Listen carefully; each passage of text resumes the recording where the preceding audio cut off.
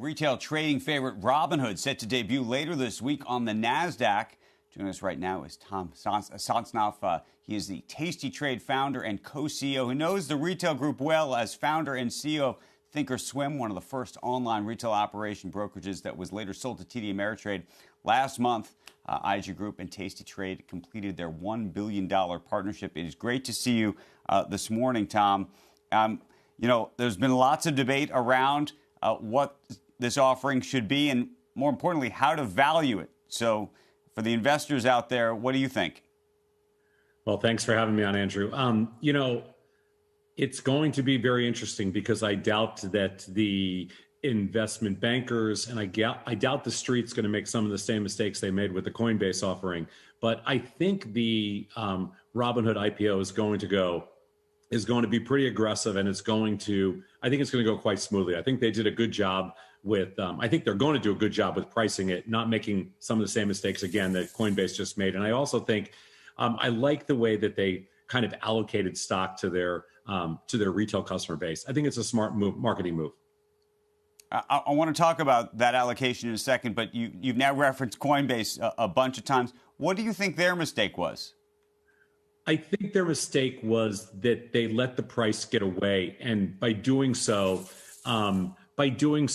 they, whenever you leave kind of institutional investors and the street holding the bag on an IPO, it is very difficult to get back to levels that make it like kind of a good deal, leave a good taste in people's mouths. So, I mean, you can't bring a stock out at 350 and have it lose 50% of their, or 370 and have it lose 50% of their value almost instantly. That's a brutal offering. So I think Robinhood learned a lot from that IPO, and I don't think they'll make the same mistake.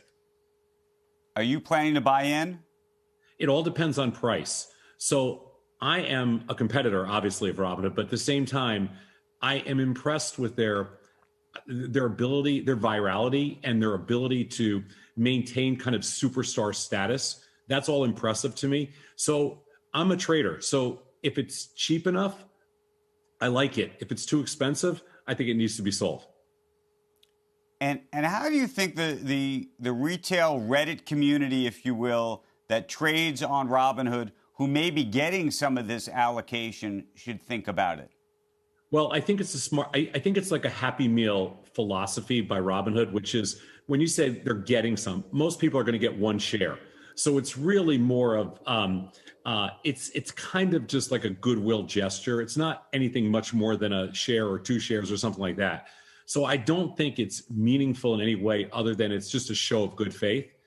I think people generally, are going to want to believe in the Robinhood offering. And I think Robinhood, we have to see how Robinhood performs based on the fact that their business is primarily options and crypto.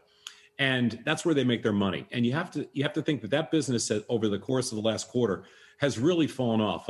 The option business is down, over 30% across the board, according to OCC.